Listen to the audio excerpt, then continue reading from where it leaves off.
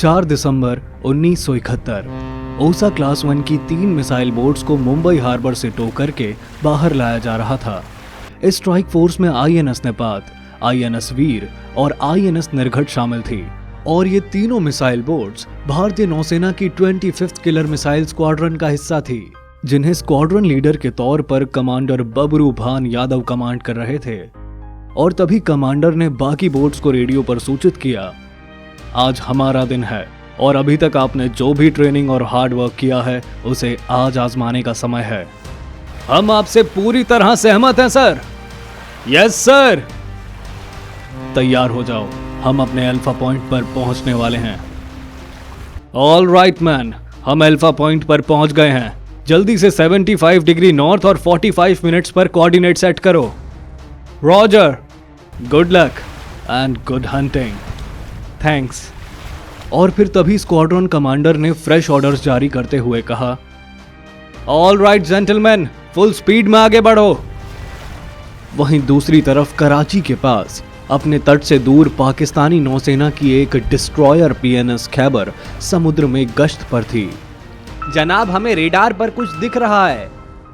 जनाब, 3 टारगेट्स बहुत तेजी से हमारी लोकेशन की तरफ आ रहे हैं। बहुत तेजी से मतलब? क्या वो कोई विमान है?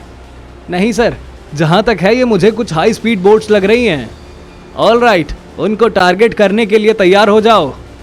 और जहां एक तरफ पाकिस्तानी नौसेना को भारतीय नौसेना की मिसाइल बोट्स के बारे में पता चल चुका था, वहीं कहीं और भारतीय नौसेना की आईएनएस विद्युत अटैकिंग टास्क फोर्स को कवर देने के लिए द्वारका के पास गश्त पर थी।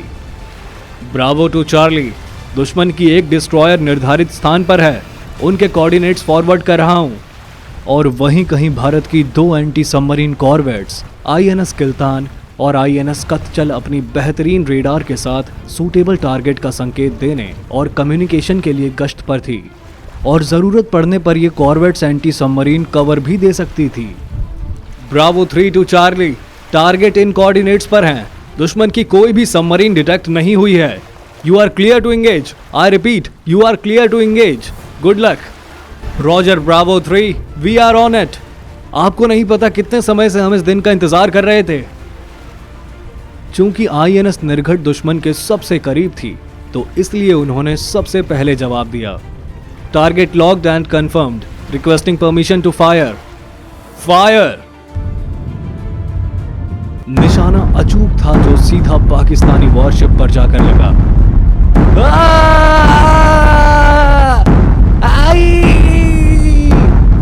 और फिर दुश्मन की वॉरशिप पर एक बड़ा विस्फोट हुआ जिसने उसे पूरी तरह से नेस्तनाबूद कर दिया और पीएनएस खैबर डूब गई, जिसमें कई सारे पाकिस्तानी सैनिक मारे गए और केवल कुछ ही थे जो बच पाए थे। Yes, 2 direct hits, we got the target sir. Well done man, great shooting. अब अगले कोऑर्डिनेट्स की तरफ बढ़ो। सर, उनकी लोकेशन से मैंने 2 हैवी सिग्नेचर्स को पिक किया है और ब्रावो 3 ने उसकी मौजूदगी को कंफर्म भी कर दिया है। दुश्मन जानता है कि हम यहाँ हैं सर। बहुत अच्छे, अब हमारी बारी है। पूरी रफ्तार से आगे बढ़ो। दुश्मन की हैवी फायर के बीच मिसाइल बोट आगे बढ़ती है। दुश्मन की 2 वॉरशिप पीएनएस शाहजहां, जो एक मर्चेंट शिप को एस्कॉर्ट कर रही थी, उन्होंने भारत की मिसाइल बोट्स को देख लिया था।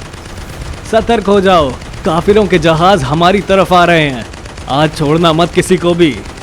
जब तक पाकिस्तानी सैनिक कुछ समझ पाते, उससे पहले आईएनएस नेपात ने फायर कर दिया, जो सीधा मर्चेंट शिप पर जाकर लगा। ये लो, एक और। दूसरा फायर पीएनएस शाहजहां पर जाकर लगा। पाकिस्तानी सेना के लिए गोला बारूद ले जा रही मर्चेंट शिप विस्फोट होने से वहीं समुद्र की गहराइयों में डूब गई। Direct hit sir, Pakistani destroyer खौफ में आ गई हैं और बाकी पहले ही डूब चुकी हैं। Great shot sir.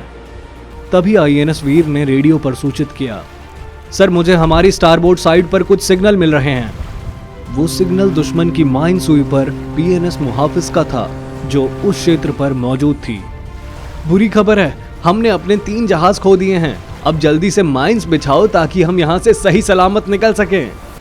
लेकिन इन पाकिस्तानी नौसैनिकों को जरा भी अंदाजा नहीं था कि भारतीय नौसेना की आईएनएस वीर उन्हें पहले ही अपने निशाने पर ले चुकी थी। अरे नहीं, मिसाइल्स, हट जाओ यहाँ से, भागो जल्दी। मिसाइल सीधा पीएनएस मुहाफिज पर जाकर लगी, जिससे उसमें रखी माइंस में विस्फोट हो गया और जो अपने साथ पाकिस्तानी जहाज और उसका सपना दोनों को ले डूबा। ग्रेट शूटिंग, अब निर्धारित कोऑर्डिनेट्स पर आगे बढ़ो, हम अंदर जा रहे हैं। Roger that sir, good luck and good hunting. ठीक है साथियों, चलो अब इसको थोड़ा और मजेदार बनाते हैं, पूरी रफ्तार से आगे बढ़ो। जहां एक तरफ भारतीय नौसेना एक के बाद एक दुश्मन को तबाह करते हुए आगे बढ़ रही थी, वहीं दूसरी तरफ कराची पोर्ट में जनाब, दुश्मन का एक जहाज हमारी तरफ बहुत तेजी से आ रहा है।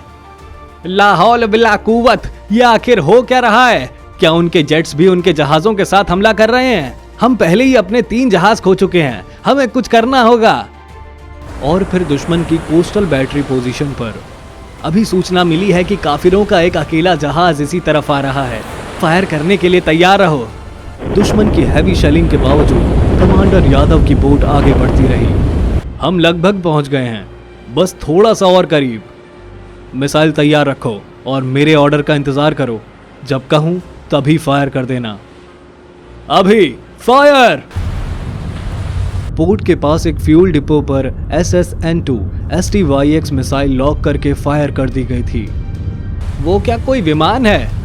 मिसाइल सीधा अपने निशाने पर जाकर लगी। भागो यहाँ से, अपनी जान बचाओ।